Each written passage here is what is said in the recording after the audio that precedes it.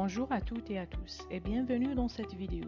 Je suis le Dr Naïma Chamlal, enseignante à l'Université de Batna 2 et je suis ravie de vous accueillir pour ce tutoriel consacré à l'observation microscopique à l'état frais et après coloration simple.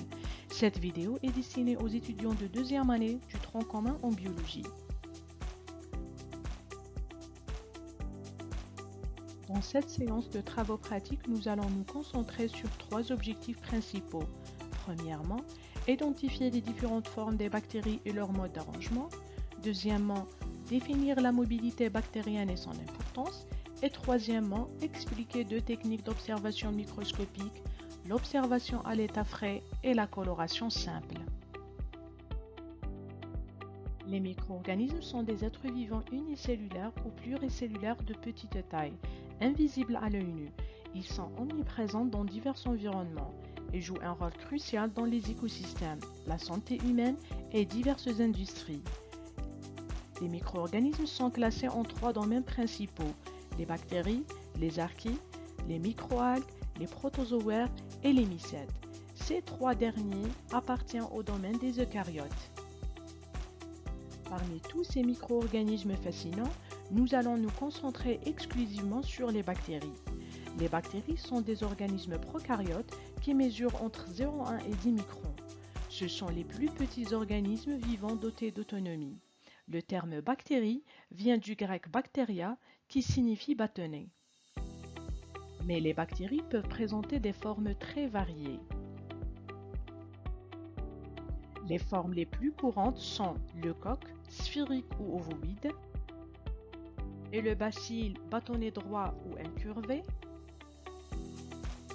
Le cocobacille est la forme intermédiaire. Mais il existe aussi la forme bifide ou spiralée. Leur groupement est très variable. Elles peuvent être isolées, par deux, en chaînette ou en amas. Enfin, certains d'entre elles sont mobiles. La mobilité permet de s'éloigner de substances toxiques ou de s'approcher de nutriments. Cette mobilité est assurée par des structures appelées flagelles. Selon le nombre et la position de ces flagelles, les bactéries peuvent être monotriches. Un seul flagelle est présent à une extrémité de la bactérie. Lophotriche, une touffe de flagelles se trouve à une ou aux deux extrémités. Amphitriche, il y a un flagelle à chaque extrémité de la bactérie. Péritriche, les flagelles sont répartis sur toute la surface de la bactérie. Maintenant, nous allons voir comment observer les micro-organismes. Comme vous le savez, ces micro-organismes sont extrêmement petits. Si petits qu'ils ne peuvent pas être vus à l'œil nu. Leur taille se mesure en micromètres. Par conséquent, pour les observer, nous devons utiliser un microscope. Il existe deux méthodes pour observer les micro-organismes. La première consiste à réaliser une observation microscopique à l'état frais et la seconde à effectuer une observation microscopique après coloration. Commençons par l'observation à l'état frais. Cette technique est particulièrement utile pour observer la mobilité des micro-organismes, leur forme et leur mode de regroupement. L'état frais en microbiologie consiste à mettre entre lame et lamelle une suspension de micro-organismes vivants. Il existe deux manières pour réaliser un état frais. La première façon est de le faire à partir d'une culture liquide. Dans ce cas, il suffit de prélever un peu de la suspension bactérienne à l'aide d'une pipette Pasteur, puis de déposer une goutte sur la lame. La deuxième façon est de réaliser un état frais à partir d'une culture bactérienne sur un milieu solide. Pour cela, on dépose d'abord une goutte d'eau distillée stérile sur la lame. Ensuite, à l'aide d'une once de platine, on prélève aseptiquement une petite quantité d'une colonie bactérienne. On dépose ensuite cette quantité sur la goutte d'eau distillée, en prenant soin de bien mélanger avec la boucle de l'once afin de dissocier les cellules bactériennes les unes des autres. Dans les deux cas, nous obtenons une goutte de suspension bactérienne, sur laquelle nous déposons délicatement une lamelle comme ceci. Pour éviter la formation des bulles d'air, la lamelle doit être déposée en l'inclinant sur la goutte. Notre préparation entre lame et lamelle est alors prête à être observée au microscope en utilisant un objectif à sec. Voilà ce que nous allons observer au microscope à partir d'une lame préparée à l'état frais.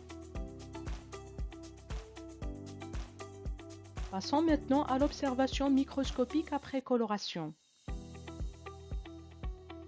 Avant toute coloration, nous préparons d'abord notre lame en y déposant une goutte d'eau distillée stérile sur laquelle nous allons réaliser un frottis. Mais qu'est-ce qu'un frottis? Dans un premier temps, il s'agit de prélever aseptiquement un peu d'une colonie bactérienne, puis de dissocier les cellules en les étalant sur la lame. Pour ce faire, on utilise un mouvement circulaire appelé mouvement en coquille d'escargot, en partant du centre de la goutte. Cette technique permet de dissocier les cellules et d'obtenir un étalement mince et homogène. Ensuite, comme la coloration nécessite plusieurs rinçages à l'eau, il est essentiel de fixer les cellules sur la lame pour éviter de les perdre. Cette étape de fixation se réalise en passant rapidement la lame au-dessus de la flamme 3 à 4 fois. Une fois cette fixation effectuée, on peut alors parler de frottis. Vous remarquez que, contrairement à l'état frais où les cellules sont vivantes, dans la méthode de coloration, les cellules sont mortes. Après la fixation, nous passons à la coloration proprement dite. Pour cela, nous aurons besoin de colorants. En bactériologie, il existe une large gamme de colorants, mais les plus utilisés sont les colorants basiques qui sont cationiques. Parmi eux, on trouve le bleu de méthylène, la fuchsine, le cristal violet et le violet de gentiane. Notez que chacun de ces colorants contient un atome d'azote chargé positivement. C'est justement cette charge positive qui explique le principe d'action de ces colorants sur les cellules bactériennes. En effet, les molécules intracellulaires des bactéries comme les protéines et les acides nucléiques, ainsi que la surface de la cellule sont chargées négativement. Les colorants cationiques, grâce à leur charge positive, pénètrent dans la cellule et se lient aux molécules chargées négativement par interaction ionique. Il existe deux catégories de coloration, les colorations simples et les colorations différentielles. Mais quelle est la différence entre ces deux types de coloration? Dans les colorations simples, un seul agent colorant est utilisé. En revanche, les colorations différentielles utilisent deux colorants distincts. Cela a pour conséquence que, dans une coloration simple, toutes les cellules prennent la même couleur, ce qui permet de les distinguer uniquement par leur forme. A l'inverse, les colorations différentielles permettent de mettre en évidence les différences de couleur entre les cellules, d'où leur nom. Un exemple classique de coloration différentielle est la coloration de Gram, que nous verrons lors du prochain TP. Elle permet de différencier les cellules bactériennes en rose et en violet. Un autre exemple est la coloration de Ziel-Nelson, qui distingue les cellules colorées en rouge des cellules colorées en bleu. Il y a aussi la coloration des spores réalisée au verre de malachite, qui permet de différencier les spores colorées en vert des cellules végétatives colorées en rose. Dans ce TP, nous allons réaliser une coloration simple au bleu de méthylène. L'intérêt de cette méthode est qu'elle nous informe sur la forme des bactéries et leur mode de regroupement. Après la préparation du frottis, qui est une étape commune à toutes les colorations, la lame est recouverte de bleu de méthylène, que l'on laisse agir pendant 1 minute. Ensuite, on rince la lame à l'eau distillée, puis on la laisse sécher. Une fois séchée, la préparation est prête à être observée au microscope à immersion. Voilà ce que nous allons observer au microscope à partir d'une lame préparée après coloration au bleu de méthylène. Nous arrivons à la fin de cette vidéo. Merci de votre attention et à bientôt pour une nouvelle vidéo.